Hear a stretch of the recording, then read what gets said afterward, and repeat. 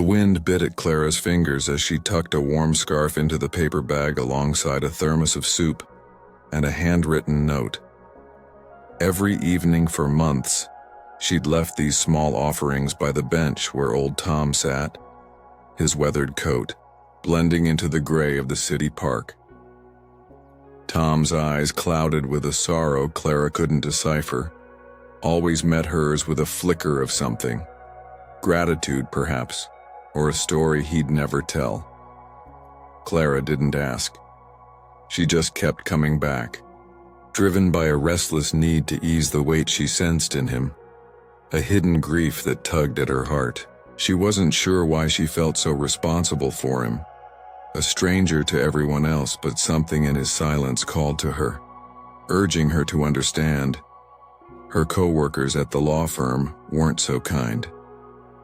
"You're wasting your time, Clara," sneered Mark, the office's self-appointed cynic, his voice sharp as he leaned over her desk. "That bum's probably scamming you. Bet he's got a stash somewhere laughing at your bleeding heart." Others chimed in, their laughter stinging, like nettles. They called her naive, delusional even, warning her that Tom was trouble, a drunk, a con, someone to avoid. Sarah, her closest colleague, was gentler but no less firm. "Clara, you're too soft. He's not your responsibility. You're throwing away money and time on someone who doesn't deserve it." Their words grated, but Clara brushed them off, her resolve hardening. She didn't care if they mocked her. She saw something in Tom they didn't, a humanity they refused to acknowledge. Tom, for his part, remained an enigma.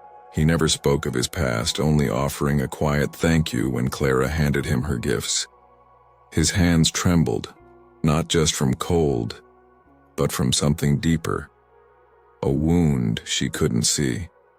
Once she'd caught him staring at a faded photograph. He quickly tucked away, his face tightening with a pain that made her chest ache. She wanted to ask, to unravel the mystery of this man who seemed so out of place on that lonely bench. But his guarded silence held her back. There was something incongruous about him. His articulate way of speaking, rare but precise, didn't match the tattered figure he cut. Clara sensed he'd once been someone else, someone important, but the truth stayed just out of reach. The tension came to a head at the firm's annual gala, a glittering event where Clara was set to receive an award for her pro bono work.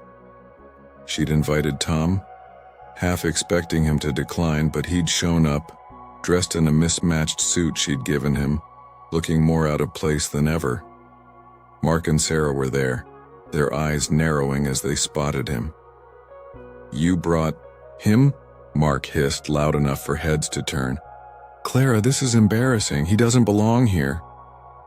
Sarah pulled her aside, her voice low but urgent. "You're making a fool of yourself. People are talking." Clara's face burned, but she stood her ground, guiding Tom to a seat.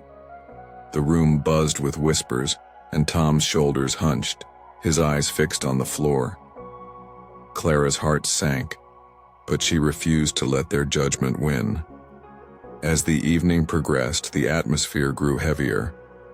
Mark, emboldened by wine, approached Tom's table, his voice dripping with disdain. "So Tom, what's your deal? Clara's your personal charity case now." The crowd tittered and Tom's hands clenched, his face pale. Clara stepped forward, ready to defend him, when a commotion at the entrance silenced the room. A group of strangers entered, men and women in crisp uniforms, their faces solemn but proud. At their center stood a tall man with a commanding presence, his eyes scanning the room until they landed on Tom. The room fell silent as he strode forward, his voice booming. "Colonel Thomas Everett, it's been too long." The name hit Clara like a thunderbolt. "Colonel?" the crowd murmured, confusion rippling through them. The man continued, his voice thick with emotion. "We've been searching for you, sir. Your unit, your family, never forgot what you did." He turned to the crowd, his gaze fierce. This man saved 20 lives in Kabul, risking everything. He was our hero, our leader, until he disappeared after. He paused, glancing at Tom, who looked away, his eyes glistening. After the explosion that took his family, he blamed himself, cut himself off from the world. We thought we'd lost him forever. Clara's breath caught. The photograph, the sorrow in his eyes. It all made sense now. Tom wasn't just a homeless man. He was a war hero, broken by loss, hiding from a past too heavy to bear. The crowd's laughter turned to stunned silence. Mark's face drained, of color, his mouth opening and closing without sound. Sarah's hand flew to her lips, tears welling. The newcomers surrounded Tom, their voices overlapping with gratitude and apologies. "You saved us," one said, a woman with a scar across her cheek. "We owe you everything." They'd come to honor him, to bring him back to the world he'd left behind. The tall man turned to Clara, his expression softening.